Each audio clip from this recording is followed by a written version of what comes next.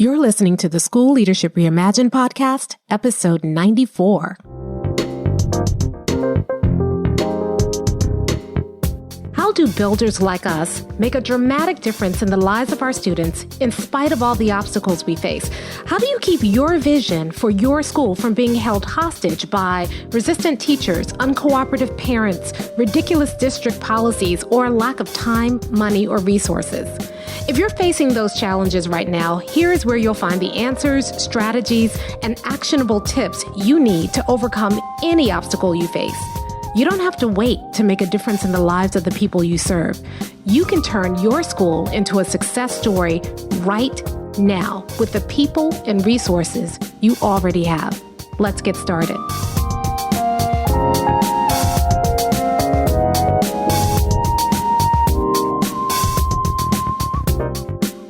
Hey builders, welcome to another episode of the School Leadership Reimagined podcast. I'm your host, Robyn Jackson, and today we're going to continue our series on the difference between bosses, leaders, and builders. And today we're going to talk about what you do about students who are behind. Now, before we get into all of that, I just want to give you a couple of quick announcements. The first announcement, we are still waiting with great anticipation for the book release. It was supposed to be out at the beginning of the month. I'm still waiting to hear from the publisher when the exact drop date is, but I can't tell you how excited I am about the book. You can already pre-order it wherever books are sold, on Amazon, or you can go on the ASCD website. And you can also reach out to us here at MindSteps if you want to get it directly from us. But I will let you know the moment it drops. And I've got some really cool things planned for the drop of the book. So that's coming up. The second thing is that we have already identified the dates for the next Builders Lab. So I want you to mark your calendar. If you are planning on coming to Builders Lab this summer, then mark your calendars for June 28th through 30th. And we are going to do another Builders Lab 360-degree experience, which means that we will be doing this virtually. So you will not have to travel this summer to get to Builders Lab. That means that you can do Builders Lab from the comfort of your own home. What's also really cool about the virtual Builders Labs is that a lot of people are finding it a lot easier to bring their entire team to Builders Lab. Because it's virtual, because people can participate from home, you can work with your team. And if you come with your team, we will make sure that your team is together for all of our breakouts and for all of the workshops. So teams are coming and they're loving that environment where they're able to get a lot of stuff done. And the thing about Builders Lab is that when you come for 3 days, you walk out with a plan. You figure out, this is my vision. You figure out what's the biggest obstacle to achieving your vision. You walk out with a 90-day plan so that you can make your first step towards that vision. But here's the other piece we've added. You also walk out with a 3-year roadmap for how you can achieve that vision, that bold vision for 100% of your students in the next 3 years, and how you can do it with the people and resources that you have right now. So you don't have to wait until you get new staff or wait until you get new resources. You can do it right now under any circumstances that you're facing right now. We'll show you how to do that. So it just keeps getting better and better and better. A lot of people come to Builders Lab and then, a year ago, they're already making plans to come back because we've added so much new stuff to it. The other thing is that we are going to be opening up enrollment to Buildership University soon. So if you don't want to wait until June, you want to get started right away, you need to come to Buildership University. Builders Lab is where you get that big picture, kind of understanding of the whole buildership model, and you start to develop your first plan.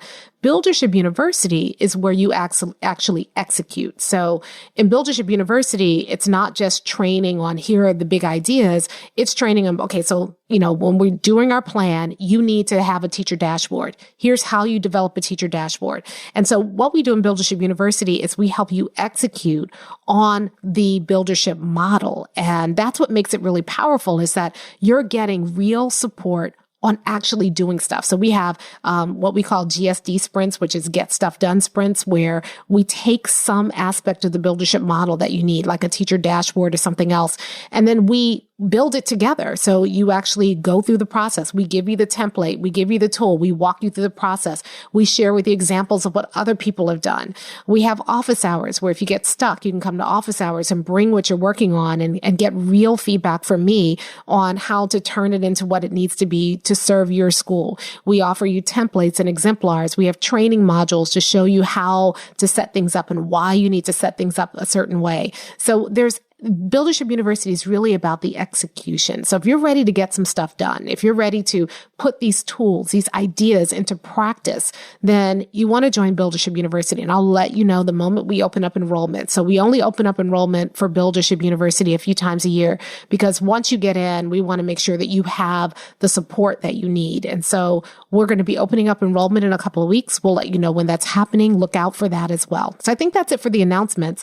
And now today, I want to talk to you about what people do, the difference between bosses, leaders, and builders, and the way that we deal with students who are behind. If you are listening to this podcast in real time, we are right at the point where you have some real information about where everyone is, where all of your students are this year, and you know what that gap is between where they are and where they need to be by the end of the year. And we're seeing that a lot with our own clients, where they're starting to see that there are these huge gaps. And a lot of the teachers that they're serving are saying, listen, I'm going to do my best. I can get a year's worth of growth maybe this school year, but this child is 2 years behind. So a year's worth of growth is not going to be enough. Or maybe I can even get a year and a half worth of growth, but it's not going to be enough. And so we're trying to figure out how to deal with that. What do you do when you have students who are far behind, and how do you get them where they need to be? And so it's a big issue that a lot of people are dealing with, but the way you deal with it determines how successful you're going to be with it. Now, if you deal with it like a boss, your focus is all on remediation. So you're pulling kids out of classrooms, you're putting them through remedial programs, you're trying to help them get caught up. And the challenge with remediation is that it keeps you and your students always looking backwards. You're focused on the gap. You're trying to reteach what they didn't learn before. And so students are always feeling like they have to catch up. They're clearly behind. They recognize that they're behind, and you're looking at what they didn't get and how do I feel in what they didn't get. And you're not focusing on what they need to be getting now. Remediation keeps kids trapped into this cycle of failure where they fail, they get remediation, maybe they get caught up. Most cases they don't. And then, but because they spent so much time on remediation, even if they get caught up for the things that they didn't get in the past, they're behind in the present because they've been so focused on the past. So remediation is the way that bosses deal with it. We buy a remediation program. A boss will, kind of pull kids out and try to get them to catch up. And, remediation also works on like bubble kids. I hate that term, but that's what they do. They go find the kids who are just kind of slightly below, and they nudge and play with the numbers so that they can show enough growth to stay in business, rather than thinking about what do we need to do to make sure that all of our students are successful. If you have a vision for 100% of your students, remediation is not going to get you there. A focus on remediation will never get you to 100%. And so you don't want to do that. You don't want to be like a boss and focus on remediation. So what do you do instead? Well, as leaders, we know we need more than remediation. And so leaders will often focus on intervention. So rather than remedial programs, we will have huge intervention programs. And those programs are designed to kind of catch kids, when they're struggling and intervene quickly and get them back on track. And it's supposed to be more real time. And I'll be honest with you, for years, I believed in intervention. I believe that if you have students, if you can catch them struggling early enough, you can intervene and then you can get them back on track. And so leaders focus on that. And I get that because that seems to make a lot more sense. It's certainly better than remediation. Here's a challenge with intervention. Intervention means that kids have struggled. That means that they've already started to fail. You're seeing a sign of struggle and you come in and you intervene. And even if you move that up, we have a program where we show people how to, catch kids early and intervene early. But even if you intervene early, you still have kids struggling. And we think that's the best we can do, but builders have a different idea about that. So builders don't focus on remediation. They don't spend a whole bunch of time on intervention. What builders do is they spend their time on prevention, right? We want to make it so that kids never struggle in the first place, at least not destructively. Now, we have a thing here at MindSteps where we talk about the difference between productive struggle and destructive struggle. Productive struggle we want because that's how kids learn. That's how they develop that grit and resilience. But destructive struggle, the kind that we feel like we need intervention for, we want to anticipate and prevent. And so as builders, we're not looking at, okay, how do we intervene early enough? Intervention is part of our toolkit. We use it when we need to.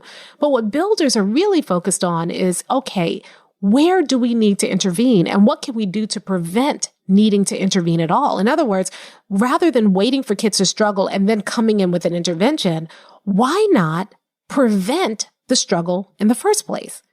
And when you start thinking about it this way, it opens up all kinds of possibilities for your students. You don't have to wait for them to struggle and then just have a really good intervention in place.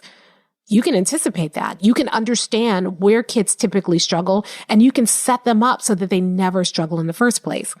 We love something called acceleration. It's something I learned from a man named Max Thompson years ago when I was a teacher, and it transformed my classroom.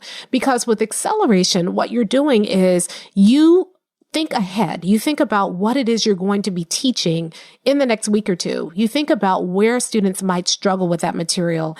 And then what you do is you preview those areas where students might struggle. So that doesn't mean that you're like pre-teaching the lesson, but you're previewing the skills or the background knowledge that they're going to need in order to be successful in an upcoming lesson. Let me give you an example.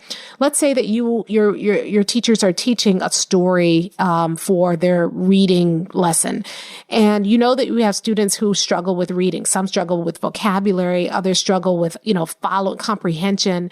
And so instead of previewing the story, what you do is you preview the vocabulary. You make sure that before they read the story, they have understanding of the vocabulary. We typically teach vocabulary during the story or after the story. And so kids are trying to learn the vocabulary and follow the story, and it makes it harder. What if you pre-taught the vocabulary so that you could eliminate that struggle for students altogether? When they actually got to the story, they knew the words that they were going to encounter in the story, and those words didn't slow them down. What else you can do is you can give students a story map of the story so that you can preview the structure of the story.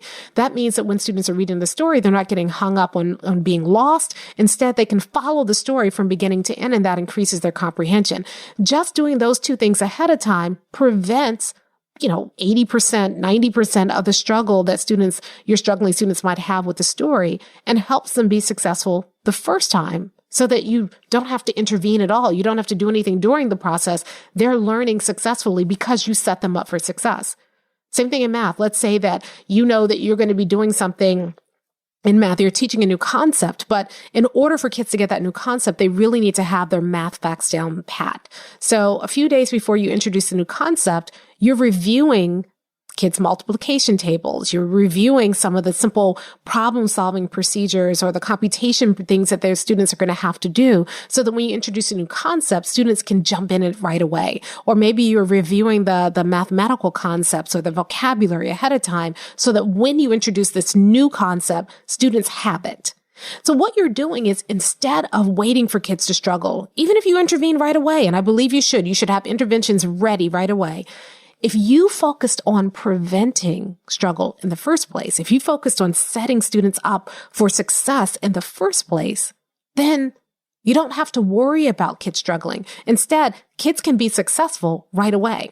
Now, what does this mean for students who are already 2 grade levels below, 3 grade levels below where they need to be? Well, realistically, we're not going to be able to fill in all of the gaps. You can't go back and reteach 2 years of reading or literacy instruction, or 2 years of math instruction. So again, what you're doing is you're constantly keeping students where they need to be. So you're only backfilling those skills that they need to be able to be successful in the next assignment. So you are preventing struggle by getting kids ready for each assignment. When I first started playing around with this concept, I thought it was almost too good to be true. But I started using it in my classroom with my high school English students who were writing, and we were working on the research paper. And we had just a really huge failure rate for that research paper. Kids had to write a 10-page research paper. A lot of our students would just opt out. They wouldn't write the research paper at all. They would just skip that semester of English go to summer school for 3 weeks where they didn't have to write the research paper, pass the second semester of 11th grade English and move on with their lives, and then hit that research paper again in college if they went to college and struggle in college and often drop out of college. That research paper became the thing that stood in between students successfully completing freshman composition and therefore being able to progress in college and students who weren't able to do that. So we felt it was really important, and yet we had a huge failure rate. Maybe 70% of our kids were passing that semester of English, maybe sometimes less than that. And so we had to do something about it.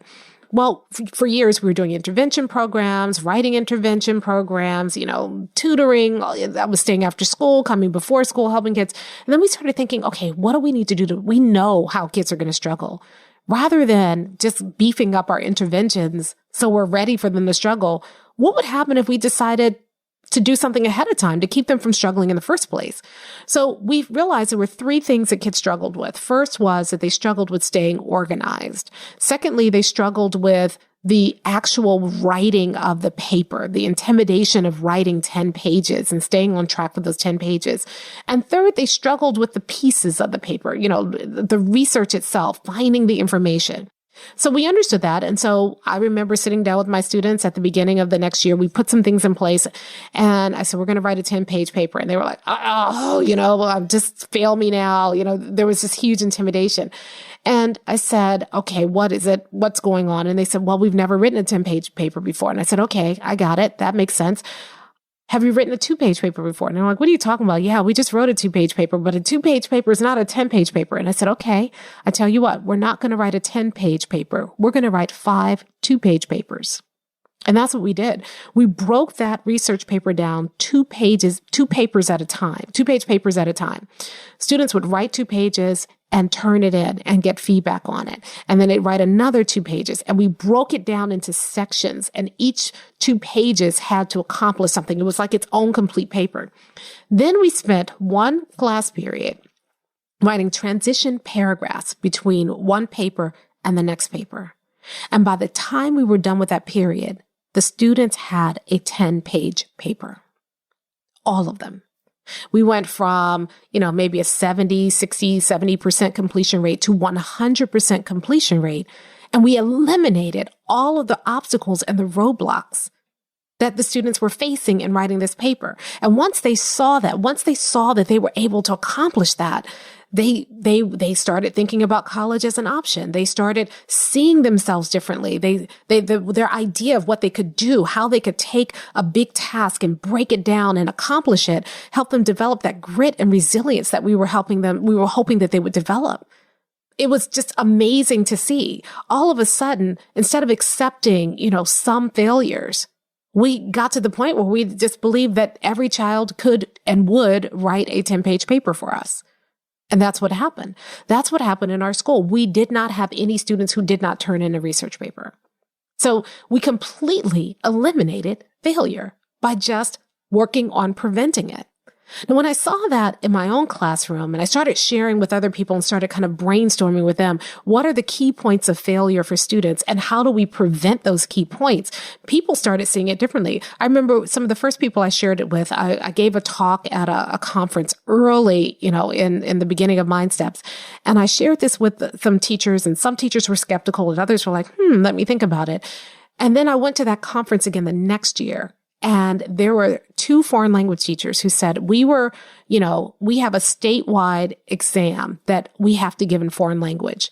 And at the beginning, we were excited if we got a 70% pass rate for that exam. Since we started looking at and identifying key points of failure and figuring out how to prevent failure, we went from a 70% passing rate on that exam to a 100% passing rate on that exam in 1 year. When they told me that, it blew me away because, people were expressing so much doubt about my results that I began to think that maybe they were just, a fluke that happened in my classroom. When they showed me that it happened in their classroom in just 1 year, I started teaching this. And the more people who started applying this idea around preventing failure rather than intervening in failure, they started seeing the same results. I'm talking about going from, 50, 60% passing rate to an 80 to 100% passing rate in one semester, in 1 year. just by doing that. So think about this, builders, as you are working with your own teachers. Is your school focused on remediation? If so, you're always looking backwards. You're always playing catch up. And no wonder you're exhausted. No wonder your teachers are so discouraged right now. It is really demoralizing to think about always playing catch up, always being behind. And if your school is focused on remediation, while you don't feel like you're always playing catch up, a lot of times your teachers feel like there just isn't enough time or there aren't enough resources available to help your students. So if you're feeling that way right now, it's probably because your school is focused on remediation. And if you're focused on remediation, frankly, there isn't always enough time. There aren't always enough resources for you to be able to reach every single child. So you have to be careful about that. Now, remediation has a place, but it shouldn't be your focus. Sometimes as you're working on prevention, while you're working on prevention, there are kids who might need remediation. And so you can be more strategic about it. But your school-wide focus isn't on remediation because remember, intervention is about intervening at a sign of failure, which means kids are already struggling. So whenever you have this idea around intervention, your focus is on, or your idea is that you're going to accept a certain level of struggle. You're going to accept a certain level of failure, and you're going to use that as a sign that you need to do something about it. That's kind of the ethos around intervention, is that I'm going to intervene when there is struggle. Now, we have systems that can help you get better at intervention, but that's not your focus. As a builder, your focus is on prevention. Your focus is on if we're seeing consistent struggle in the classroom, or if we're seeing consistent struggle outside of the classroom, because the same thing is true if you're having a lot of disciplinary issues. The same thing is true if you're having issues around kids not showing up for remote learning. The same thing is true if you are having an issue around struggling teachers. Instead of intervening or remediating that problem, you want to think beyond. You want to think about what is the root cause of this problem and how do I prevent this problem from showing up in the future? And when you do that, instead of accepting a certain level of failure or accepting a certain level of struggle in your building, you'll begin to realize that you don't have to accept failure. You don't have to accept struggle. There is something that you can do about it. You can stop it from happening. I think that's really important because I think a lot of us in a leadership paradigm, we accept a lot of stuff that we have no business accepting. You know, when you're a builder, you write a vision for 100% of your students. That's the difference between being a builder and a leader. A builder really believes that they can achieve something for 100% of their students, whereas a leader says, that would be nice. We can get close, but, realistically, if you find yourself saying that, stop. That's a leadership mindset. That leadership mindset accepts a certain degree of failure. With that leadership mindset, you work on getting close to 100. You work on doing the best you can. And when you do that, there are some kids who just don't make it. When you're a builder, you don't accept that. You don't accept that it has to be that way. You know that the school that you have right now is giving you the results it was designed to give you, but you can go in, you can build something better. You can build something designed to give you 100% results. When you do that, when you build that, you no longer accept that there's going to be a certain level of failure. You no longer accept that there's going to be a certain level of struggle. You go in and you eliminate all destructive struggle. You help kids struggle productively, and you help them reach the goal. So that's a difference. I want you to examine it this week. I want you to think about how you are looking at your school. Do you see problems and say, I need to do something to remediate that problem? I need to focus on remediation for these failing students. I need to remediate this teacher who's not being successful right now. I need to remediate this system that's not serving us right now. Do you walk in and say, I'm not going to remediate. I'm going to try to intervene. So when I see struggle, I'm going to come up with a solution that's going to intervene and get people back on track. And if I can do that quickly, maybe then the struggle won't hurt us so much. Or do you see it like a builder? When you see a challenge, you're saying, we can't accept that here. That that's going to get in the way of our 100% vision. So we're going to figure out what's causing that problem. We're going to get to the root of that problem, and we are going to prevent it from ever stopping us again. When you do that, you can reach 100%. When you do that, you don't have to accept the status quo anymore. You can transform it, and you can do it like a builder. Now, if you want our help with that, Builder's Lab is a great place to start because that's what we help you do. We help you figure out what's the thing that's getting in your way right now. We help you find that, the root cause of that.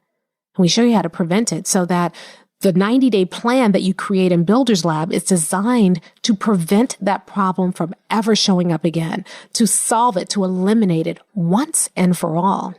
If you're interested in doing that, make sure that you sign up for our next Builder's Lab. And when Buildership University opens up again, you can get started right away. That's the work we're doing inside of Buildership University as well, and prevent it from ever happening again.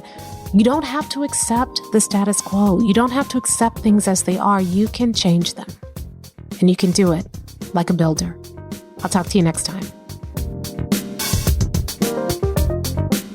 Hey, if you're ready to get started being a builder right away, then I want to invite you to join us at Buildership University. It's our exclusive online community for builders just like you, where you'll be able to get the exact training that you need to turn your school into a success story right now with the people and resources you already have. Inside, you'll find our best online courses, live trainings with me, tons of resources, templates, and exemplars, and monthly live office hours with me where you can ask me anything and get my help on whatever challenge you're facing right now. If you're tired of hitting obstacle after obstacle and you're sick of tiny little incremental gains each year, if you're ready to make a dramatic difference in your school right now, then you need to join Buildership University. Just go to buildershipuniversity.com and get started writing your school success story today.